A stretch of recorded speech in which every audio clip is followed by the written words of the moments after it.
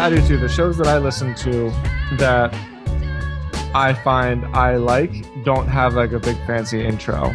They just get right to it because the people that are already listening to the show like know what to expect. They're just excited to hear from you. Yeah, they're like, I know you, man. Like, I know you. Can you imagine how weird it would be if every time you saw somebody that you knew, you like introduced yourself? There was like background music and like pew, pew, pew. Yeah. Hello, Father. As you know, I'm sitting here at work.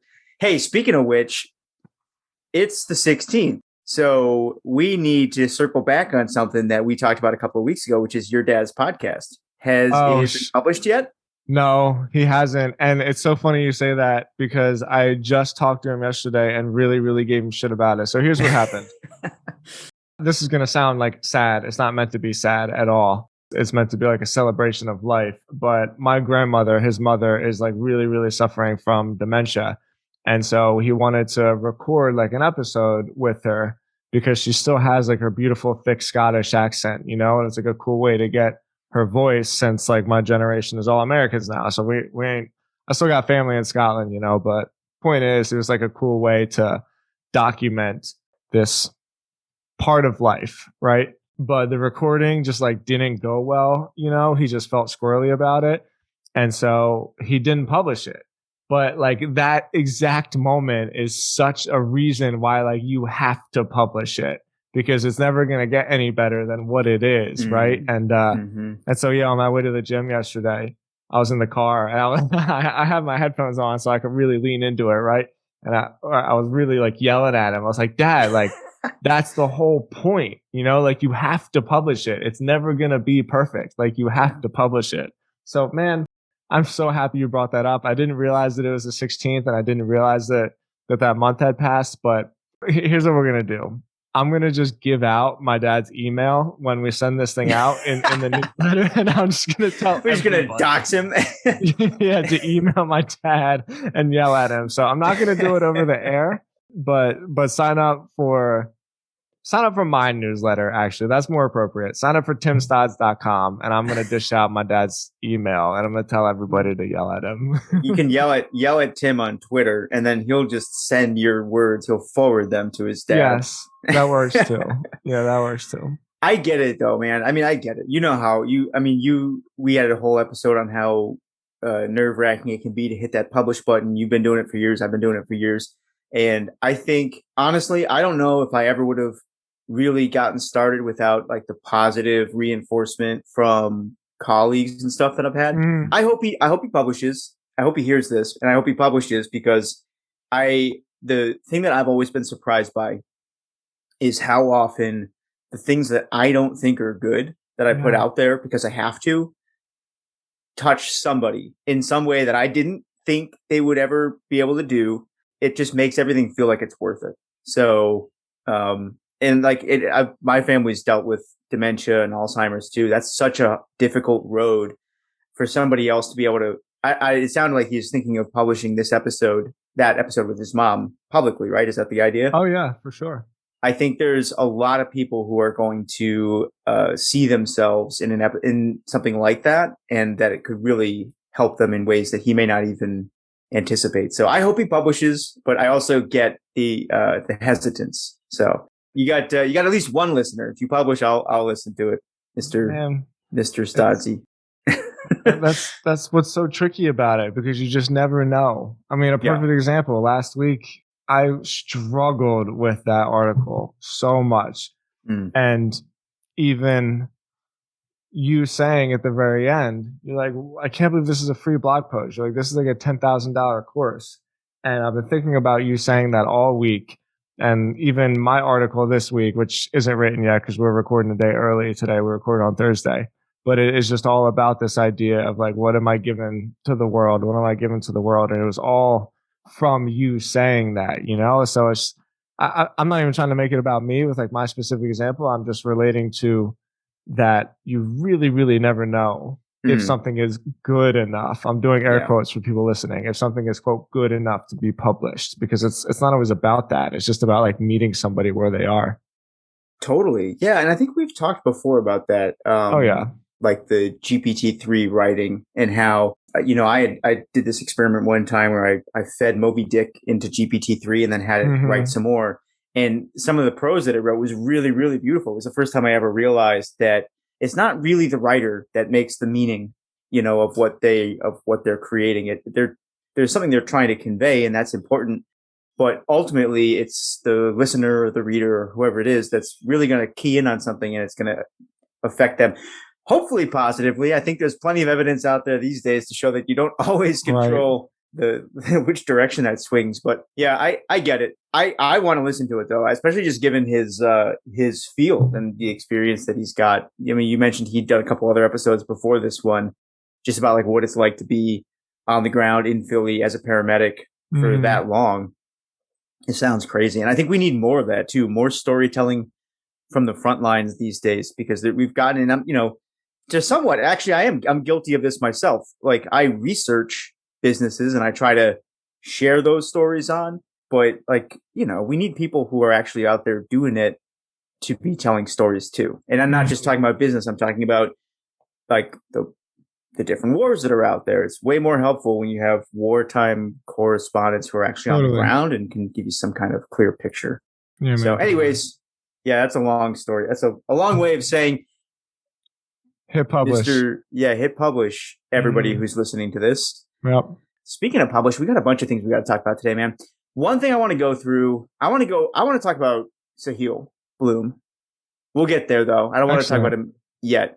You've heard of him. I've heard of him. A lot of people listening to this have heard of him, and he's at like a really interesting inflection point in his business. He just hit 100,000 email subscribers and 600,000 Twitter followers. And so I thought it'd be kind of a fun opportunity to just take a pause, take a look at who this person is, how he's gotten to where he is, and like what he's doing. So we'll have to do that. But before we do, dude, I got to tell you, I just got out of an event. We had this guy come in. He is an agency owner, but he also coaches agencies. And so we just did like a whole big Q&A with him, and he talked about some really cool stuff. So do you want to hear some of, like, I have a couple of notes here, things that I took away that I thought people from this like Is it an audience might event from also like. Trends, you're saying? Yeah, yeah, yeah. He's a Trends member. So he's a Trends member, and we have Cool. this Facebook group where people like, they're constantly, they'll either ask questions or they'll share something cool that they're working on. And there's a lot of people in there that are just like super legit. So you see, like, we had a guy the other week who dropped this post. He's like, I spent $200,000 a day on Facebook ads. Here's what I've learned. And I'm like, where else can you find that? I don't know. Yeah, that's Well, wild. this guy Mike dropped a post recently, and he's like, when I built my agency, I had three goals. I wanted to pay myself, I think it was like $150,000 a year. I wanted to work less than 60 hours a month. And I think it was like he wanted to do it while traveling. So he wanted to be able to travel. And he hit all three. And then he posted this great little breakdown of like the five most important things he did to get to that point. And it was really popular. And so I just reached out to him. I'm like, hey, dude, can you come talk more about this? Because I think people want to hear from you. Cool. And so we just literally just got off of this event. There was like three things in particular that I thought were really interesting.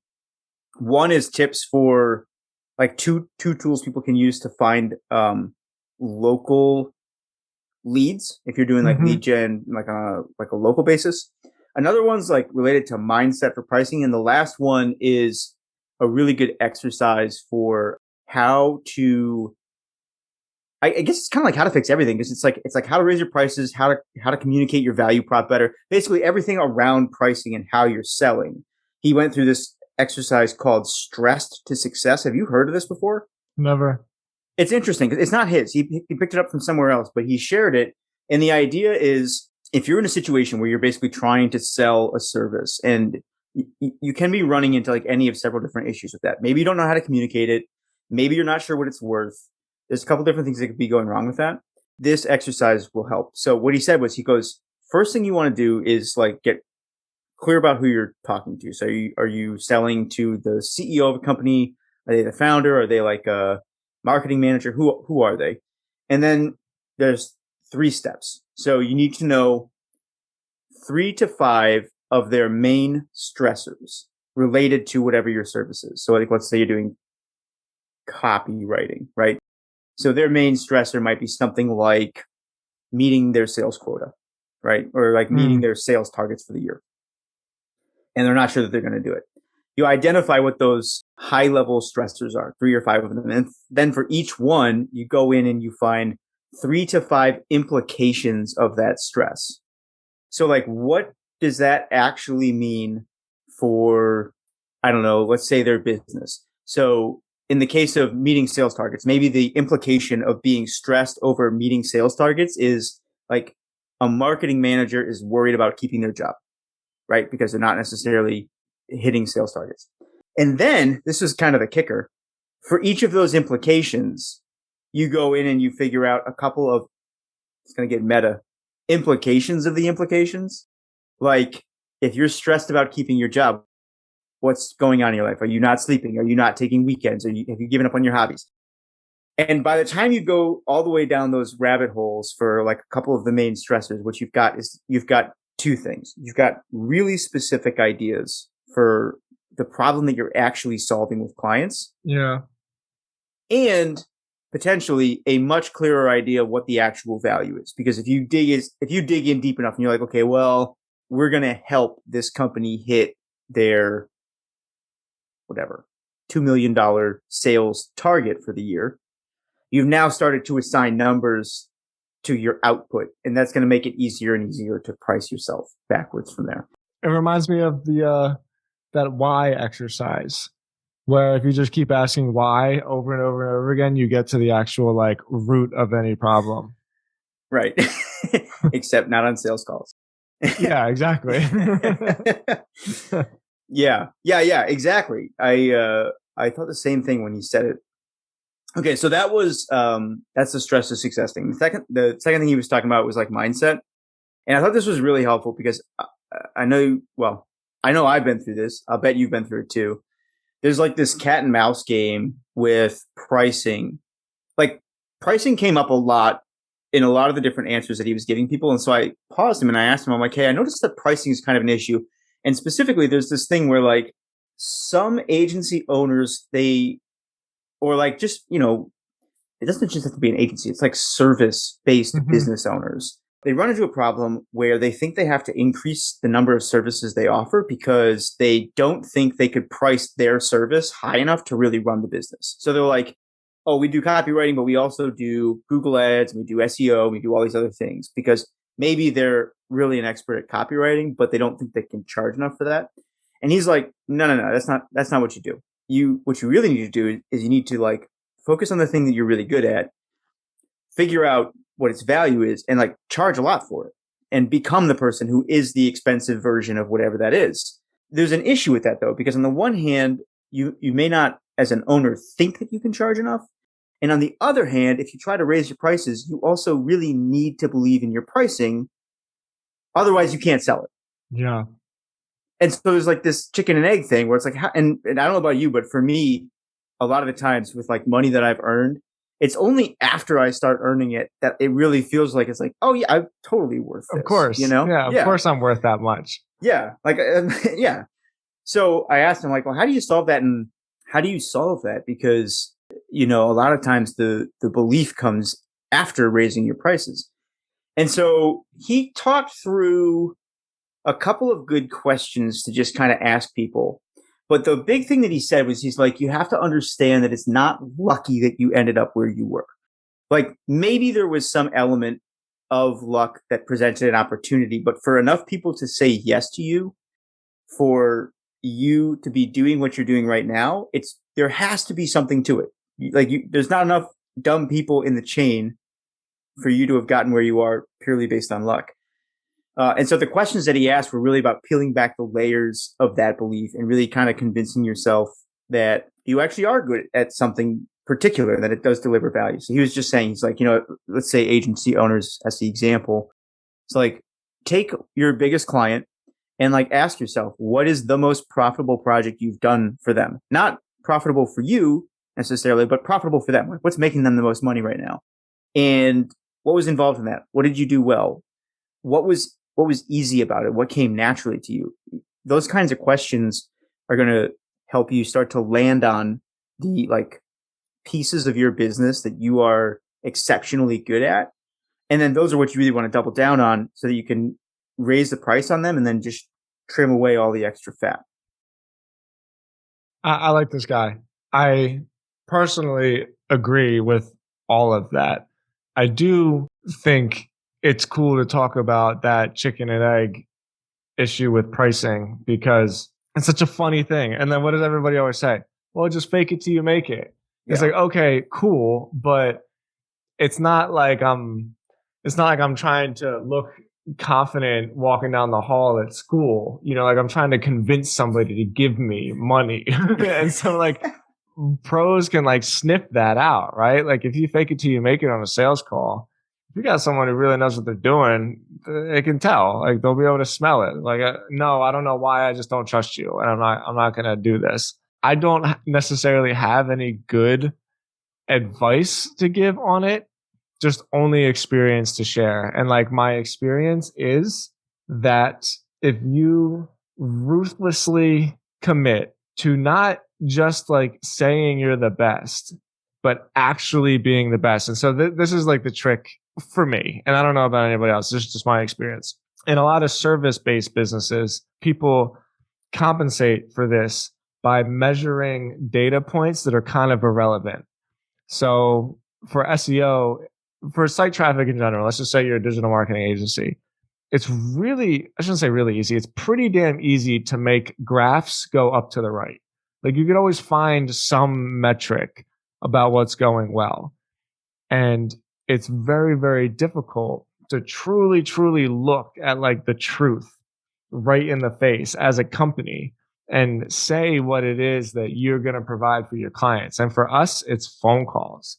Like that's it. That's the only thing clients care about. We could send them, you could probably buy like 4 months worth of paid invoices by sending graphs and charts of social media likes and shares and who knows, like whatever kind of way I could spin the data. But ultimately, like the client is going to be looking at the phone calls because that's the thing that they're reporting back to their board or their investors or their wife, like whatever it is, their wife or their husband, whoever it is that's like got their ass to the fire. And so the experience, like I said, I don't have advice on this. I just have my experience. My experience was as soon as collectively as a group, we just decided to not care about anything other than the one thing that matters. The confidence like really built itself because then like that insecurity comes from the thing where you're saying like, oh, well, did I just get lucky? Like, did I just talk somebody into something? Was that just kind of a fluke? Where like the thing that your guy Mike talked about is like it's not an accident that you're here. And so for me to really believe that it's not an accident that we're here was to make the true decision to like measure how well we're doing against the really hard thing that matters. And then after that, like the whole company knows. He's like, no, like we're the best at this, and there's not anybody really close. And if you don't want to spend this much money with us, work with somebody else, and we'll talk to you in 5 months when it doesn't work. And it's just like so different. It's just a different mentality that you forge within yourself. Wow. Hold on a second. Something you just said really grabbed me by the shirt. So you said something to the effect of like, as soon as we decided to focus or to not care about anything except for the one thing that really matters, like everything else kind of fell into place. That's worth like reflecting on. And I'm not going to do it here, but I am going to take this away and think about this more because I feel like I actually feel like that applies to everything. You hit the nail on the head with something that I hadn't really considered before, but as soon as you said it, it felt so true, which is like a lot of the discomfort that comes, whether it's as a business owner thinking you got lucky or like somebody who's in a job wondering, like we're in very uncertain times right now economically. And I'm sure there's plenty of people who are wondering about how their job is going to like how and if their job will continue to exist. If you are focused on the one thing that really matters to your company, it's almost like a non-question. Exactly. It's only people who kind of like make their I don't even want to say make their money. I would say people who spend a large part of their day doing things that are not focused on that one thing. And so Hmm. you're keeping people happy or like trying to look important, trying to look busy, taking on things, saying yes to things. None of that matters if you're focused on that one thing. That's interesting. I'm gonna sit with that more. I like the way you said that. Thank you. And this isn't some profound thing that I thought of all on my own. It's been years of feeling like really insecure on sales calls and getting emails from clients. And you know that feeling where it's like they must be upset with me. They must be upset with me. I must be doing something wrong. I just eventually for me, it got to the point where like the pain of living in that kind of constant like monkey on your back was worse than the pain of just like straight up looking like, am I any good at this or not? And then like like, here's the thing about that. Even if you find that you're not that good at it, the hard part's kind of over because then you know what you have to do to get good at it. Whereas like the rest of it is just sort of like this constant song and dance of, how do I send an email in a way that makes it seem like everybody's really buzzing over here? How do I paint this picture in a way that whatever? So, Tim, yeah. I said this last week, but I'm going to say it again. There's like a whole publishing empire built in that idea. Books, classes, mastermind session. I'm not patronizing you. That's like a big. There's something you're saying it very nonchalantly, but you're touching on something that's like incredibly profound. So, yeah, thanks for sharing that. I think the reason it's hitting me so much is that this is something that I feel like I've struggled with my entire career too, because I feel Mm, like I've had a ton of opportunities, and I think like a lot of people would say privileged. I've I always used to joke that I've been lucky to spend most of my career doing things that I never even thought would be like a real job. sure. I've I've like run my own company while traveling all over the US and Europe, and I've like had a job working for a startup just flying around the country hosting happy hours for the most part. Like that was the job. And now I get to write about really incredible people and tell these amazing business stories. And so there is and there always has been a part of me that wonders like, am I delivering any value here? Like and could I replicate this lifestyle on my own, or have I just been like lucking into jobs? And I actually don't want to hear feedback on it because I think you're always nice to me, and I think you're going to say yes, you deliver value, and you might be right. But the really profound thing about what you just said is like it's actually a huge burden off to just really identify what is that most important thing, and then get very clear about whether or not you're delivering on it. And I think in some ways, like that exercise I mentioned a minute ago with the implications of the implications, that is an exercise for identifying what is Agreed. that most important thing. Yeah, I Yep. totally agree. And so I'm gonna spend some time with this because I feel like you just offered a pretty simple prescription for something that has sort of always gnawed at the back of my mind. And I hope people here caught that because I'm sure lots of people feel the same way. I do too. And here's the tricky part. It's very simple, but it's not easy. And that sucks. But it's like a league of their own, right? There's no crying in baseball. Like it's the hard that makes it great, right? That's why I appreciate that kind of thing. And I'm a little awkward about it because I'm not trying to say like I have it figured out by any means. It's just my experience taught me that lesson. And you can ask anybody in my company, like shit, there's a lot of things that we need to improve on. But I can tell you 100%, you could take it to the bank. If you talk to anyone in my company, they will say like, what do you do that special? And they say like, we focus on what matters and we're the absolute best at it. And it's just no question. And so like I don't have to sell, right? Like I do, but it's just something happens. Like it's Tom Brady. You know what I mean? You look at Tom Brady, he's just like, I am the fucking best quarterback in the history of the world. Mm-hmm. And it's just like, okay, man, like I totally I believe you. believe you. Yeah, like I believe you. And Yeah. it's just one of those things, right? I'm not saying I'm Tom Brady. I think you get what I'm saying now. It's just something switches in your brain where it doesn't matter that much anymore. It's interesting that this came up too because I've been listening to Cameron Haynes' new book. Oh Are you yeah, he's an familiar with animal. him? He Yeah, he's an, is, but I never knew. Like, okay, so for people who haven't heard of Cameron Haynes, he's like I feel like there's the guy like practically lives two lives because on the one hand, he's this social media influencer, bow hunter. He's been on the Joe Rogan show. He's a very close friend of Rogan's, and so he does a lot of high profile appearances on different podcasts all over the internet. And so he kind of gives off that vibe of like influencer guy, you know? But I'm reading his book and he's worked for like the Department of Water for like the last 15 years or 20 years or something I like that. never knew that. Yeah, he's got a full-time job working basically for the state or for the I'm going to butcher this, so fact check me on all of it. But this is his most recent book and he's been working at the same company for a very long time. He's got a very straightforward day job. It's not like, making content is his full-time job. Mm. He's got a job and then he's got the whole other thing. Anyways, I thought that was really interesting in part because of what we like. It's kind of refreshing to be honest. Like we spend so much time in this arena where like everybody's got something to sell that to see somebody who's really just out there. I mean, he's got to be monetizing the content. I don't know. I'll look into it for our Oh next yeah. episode.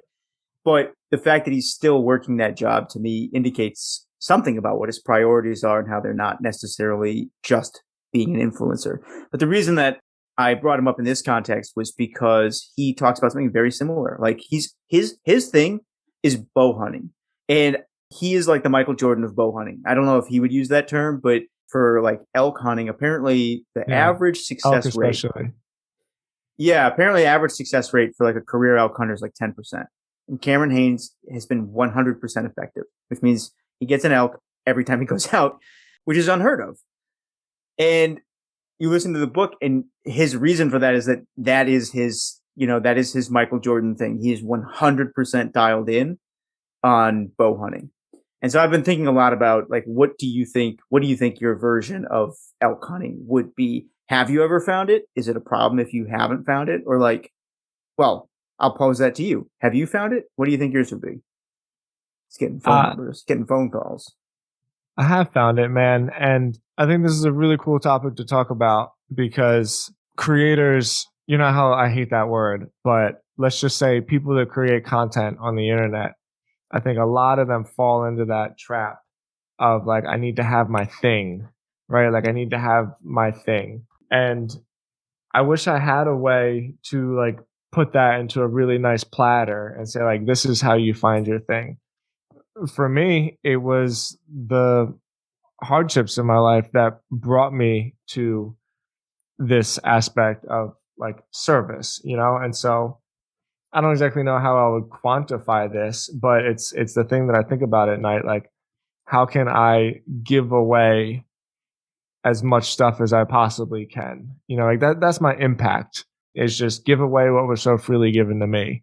It's like I think about that a lot. I think about how I can be the like the Michael Jordan of shared knowledge, so to speak. I don't Like I said, I don't know exactly how to quantify that, but when I measure like how good I feel up against how much I'm of service, then things in my life seem to be going in like the right direction. The opposite is also true. When like I'm thinking about myself a lot, then all of a sudden I'm not feeling it. I'm like wrapped up in self. So it's kind of like a cop out answer. I don't have necessarily like I want to be the best at type deal. It's not to say I'm not competitive. It's just it never really found its way for me. I was just very, very lucky to like land in this place in my life where I thought like if I can do this as best as I possibly can, then I'm set. And like I know that I'm going in the right direction. What about you? I'm not sure. I think I err more on the side of like there's a part of me that says yes because I've always wanted to be a writer. I've always loved startups and business and I spend my time immersed in that world. And so like my full-time focus is what I love and I feel incredibly lucky to do that. I don't know if I have the same level of focus or what I would say is like sometimes I envy people like Michael Jordan Yeah. because there's such a clear set of rules for Hmm. getting really, really good at that thing. And I don't, maybe I'm underselling it, but like, the the rules, the objectives, the points, they're all very well defined. And I feel like I don't know if I haven't found them or if I just haven't taken the time to really identify them. I don't feel like I have that same target, but there's a part of me that thinks that thinks that that's okay. Exactly. And I think that there's a chance that even when they were in the middle of it, they probably felt similar. Like I don't think Hmm. Michael Jordan knew he was aiming for what he ultimately achieved. I think he spent a lot of time with his head down, practicing something that he cared about day to day, even when it sucked. And like, he dealt with a whole bunch of stuff on the side, like relationships and taxes and all kinds of stuff every single day. And then one day you pick your head up and you're great. But that's kind of the sum result of days and days and weeks and months and years of just kind of grinding. And I think that's okay. So I have a basic idea of what I like and what I like to spend my time on, what I care about. But I've never felt like I've really had like a super, super clear, well defined path or purpose. But I think that's fine. I totally agree with that. I think that is very liberating, actually, and I truly think that's the right answer because how awful would it be to say like I'm either this or I'm nothing? Like that sounds terrible. Nobody wants to do that, and even the people that we measure ourselves up against with that don't actually do that. They just find themselves in a lane that fits. So yeah, when we say it that way, it makes my answer seem even more clear to me because like I'm I'm here to create a production company, and like I want to be one of the best CEOs of this like content production company machine that I've been envisioning for a long time.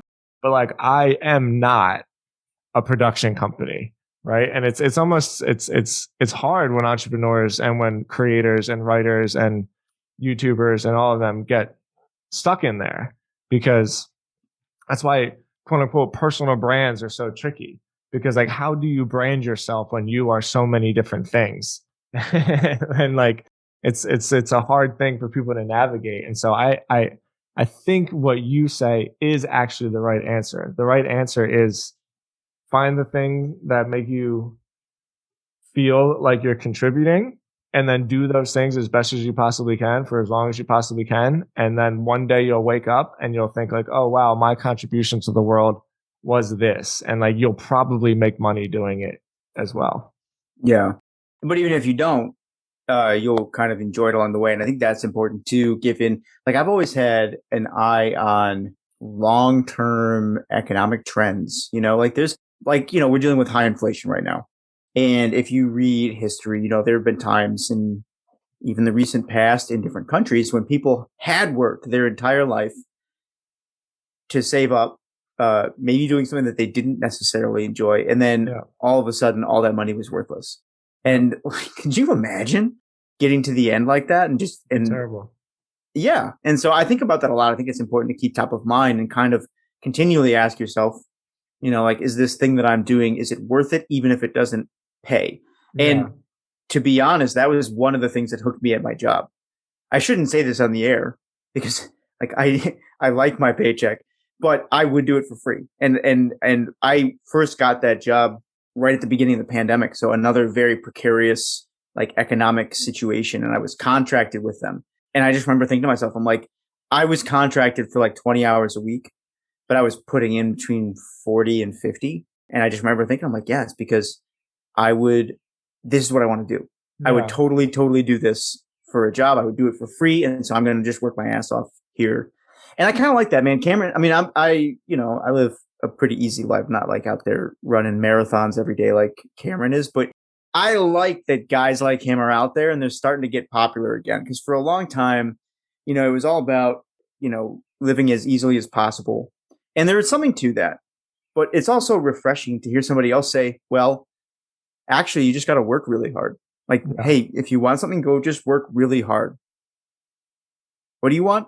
stop talking about it. Just go work hard. Just go work and Like, get it. yeah, it's not everything, but it is an important part of the equation that I think people have let go of. And I think that's a great transition into this conversation about Sahil, because he's unique in a couple of different ways. I'm And excited to hear about this. talk about him. You've brought him up a few times. It seems like you have like a cool, objective appreciation for what he's built over the last couple of years. So I'm pumped to hear about this. A little bit, yeah. So I mean, I do these things in my spare time. Oh, can I get the sharing real quick? So in my spare time, I usually go through, or I don't usually go through. I'll like pick interesting creators and just kind of do deep dives on what they're building and how they've Okay, grown. hold on.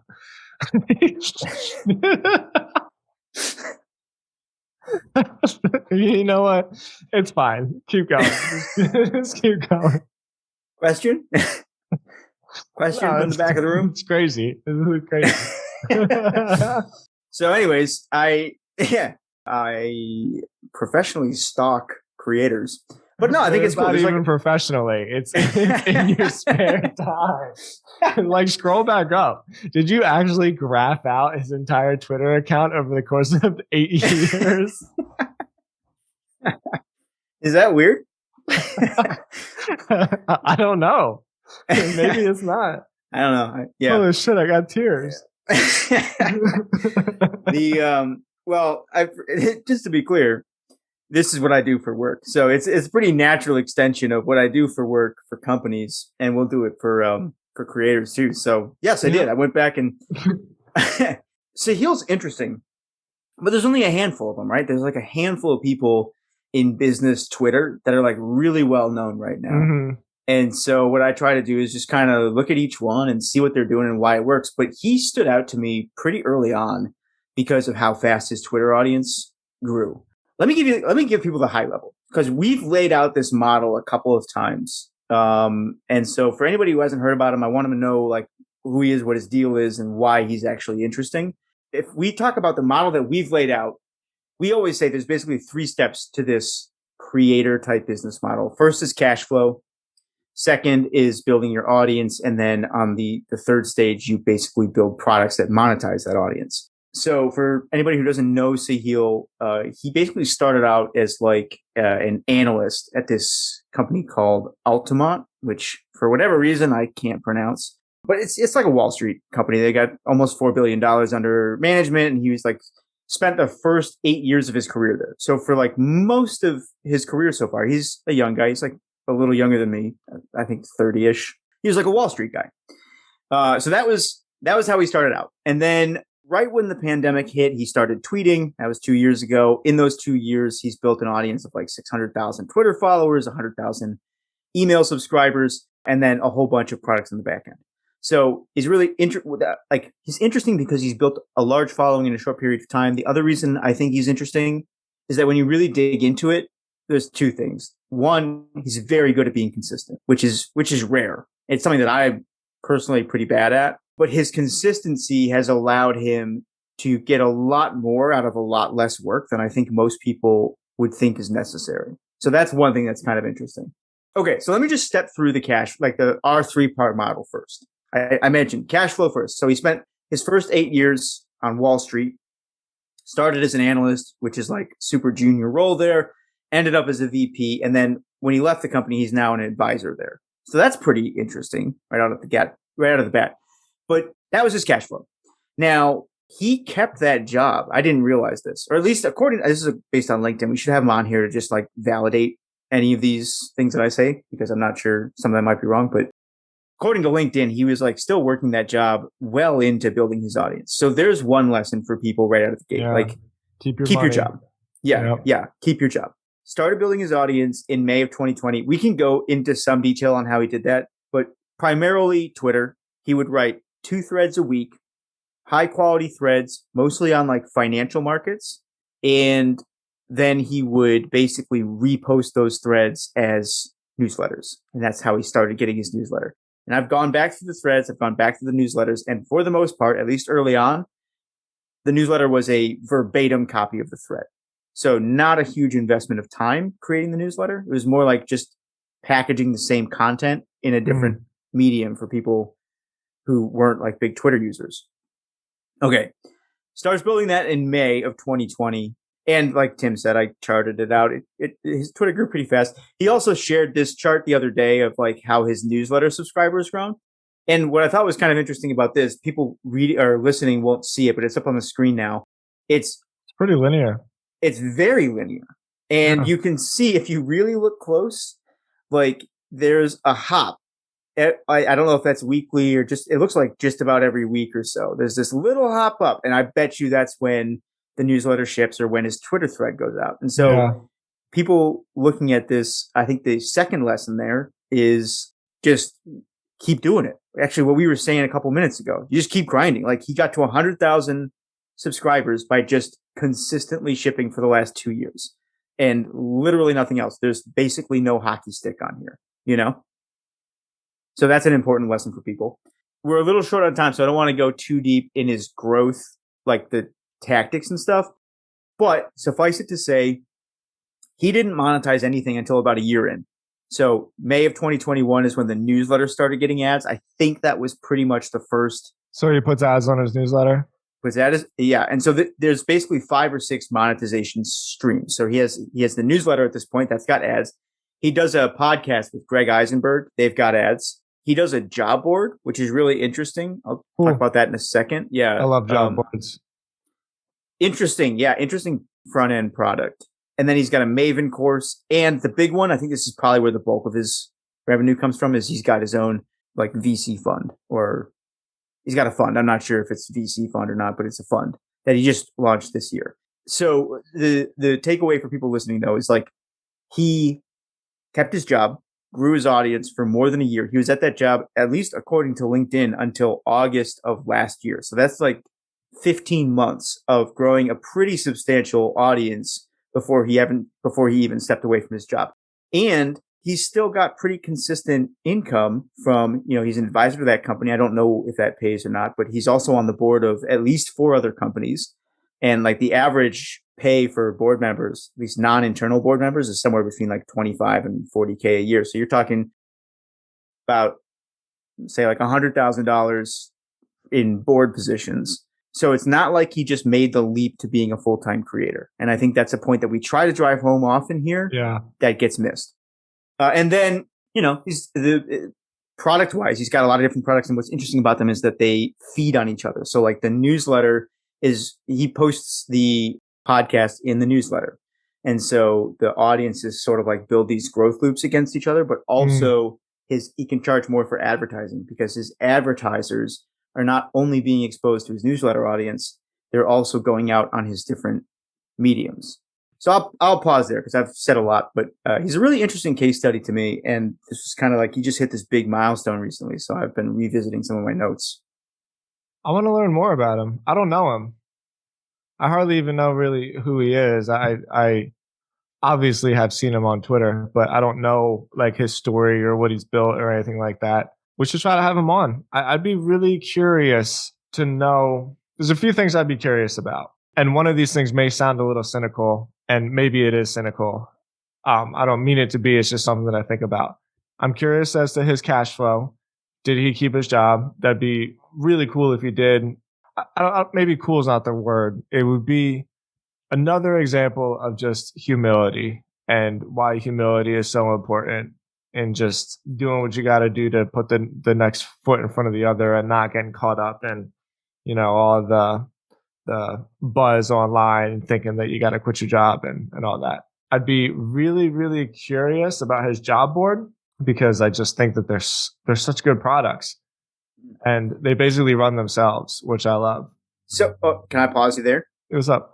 So this is interesting because this is another example of like the growth loops within the little media empire that he's building, because the job board. So I wondered about the job board too, because if you look at it, it doesn't really look like it's like he hasn't really maximized the monetization strategy. Basically charges like $500 a month, or people can buy by the quarter or by the year, but the pricing, it really isn't optimized. And it's not even on a domain. It's just on Palette. Right. Here's the deal. Palette is an investment company of his. So he's an investor in Palette. So I think he basically uses this media machine to test and also kind of give clout to some of his portfolio companies. Sure. And I mean, I know he's got at least 5 people that are sponsored on that, so it's doing like maybe $2,500 a month. But I doubt that's like a significant portion of his income, just based on the fact that it's not like if you look at the benefits here, it's not super Sure. optimized. Plus, Pallet's still in like beta test or something like that. You have to basically apply in Totally. order to get a membership. So I think what he's probably doing is he's probably testing it out, pretty cool, giving feedback, giving some visibility to Pallet. But I would doubt if it's a major part of what he considers to be his like Yeah. And income then the month to month. last thing I would want to learn, and this is the potentially cynical part, is there's been a lot of fund managers popping up the last 2 years. And it seems like a real easy time to be young and handsome with 100,000 Twitter followers and have a fund, right? And I I really want to know what the game is on these rolling funds that we've seen because like I, I've been thinking about it for myself. When you have an audience, and I don't really have too much desire to build another membership and more courses and build a business that way. But so what I got a couple options. I can do ads on a newsletter. The route I probably will take is just build more businesses and invest in like not VC funding, like find other companies that are already profitable and just scale them a little bit. I think that's better for me. But the reason I've been thinking about this so much is because I'm thinking about like my own future and like what do I want to do with my brand and where do I want to go with it. And it seems so easy these days to jump on a fund and to get a couple $1,000,000 in like your rolling fund. And now all of a sudden you're a fund manager. But like, what's this going to look like 5 years from now? Right. Because all these tech companies ain't making it, man. I think all of them are basically not making it. But media companies will make it. And so I'm really, really curious to hear about like the landscape of online entrepreneurship over the next 5 years from somebody who's in the game, who's actually writing checks and like has skin in the game. Because I think media is gonna have a huge resurgence, man. I really, really do. But I think like tech and SaaS is gonna have a tough 5 to 10 years, especially with valuations being what they were. And so like I want to learn how the hell is this gonna work? you know? Totally. Totally. Yeah. We should see if he'll come on and talk through it. I think I definitely agree with you.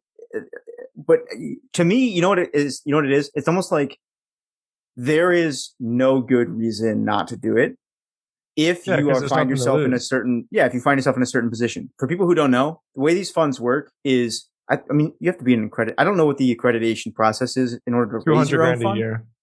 Okay, so the income threshold is actually relatively low for somebody who spends their time in finance and tech. Like Yeah. that's a doable thing for a pretty significant portion of the population, and the upside is pretty nice too. So the like VCs typically make their money into or fund managers make their money in two ways. There's something called carry, Yep. and then there's the management fee.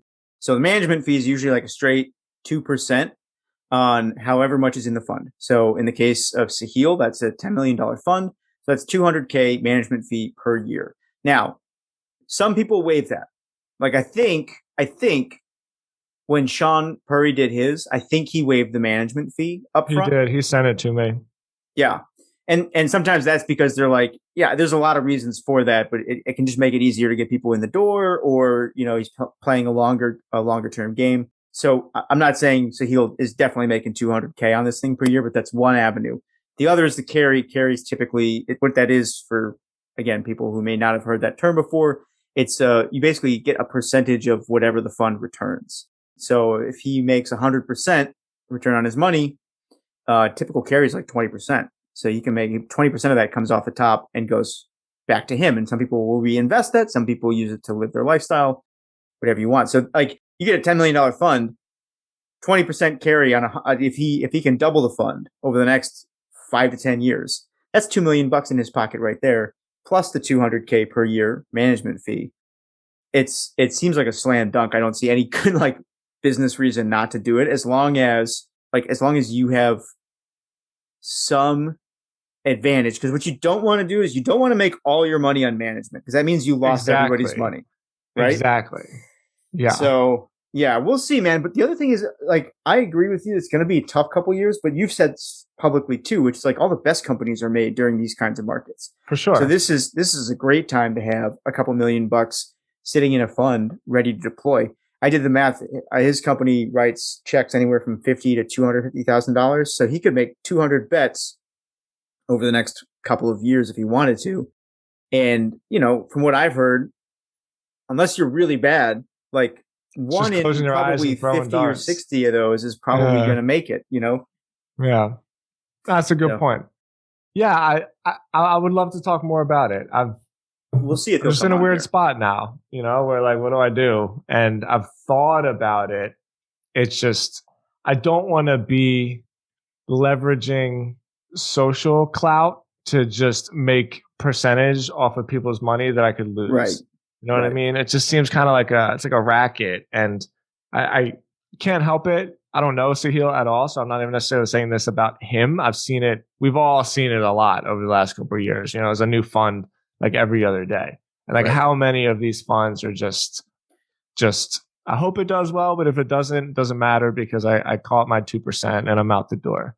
Right. So Or yeah, like let's with, talk to them. yeah, we'll see if he'll come on. Or with fresh off the back of crypto. I think there's a lot of people got stung by that. So this is on the top of a lot of people's minds as well. Like, Yeah. I remember when, do you remember, oh, we've talked about it. What's that damn creator token thing? Rally? No, it was like the stock market for people's reputation. Oh yeah, what was it called? It was like a BitClout. BitClout. When BitClout first came out, it started making the rounds really fast, and it like got really popular. But I was super skeptical. Steph, one of my colleagues, was super skeptical, and I was skeptical for two reasons. First of all, the idea was terrible. Secondly, the best reason everybody had for investing in it was just that everybody else had invested in it. Like Yeah, they that's it. kept saying, they're like, oh, but look at all the big names who've invested in it.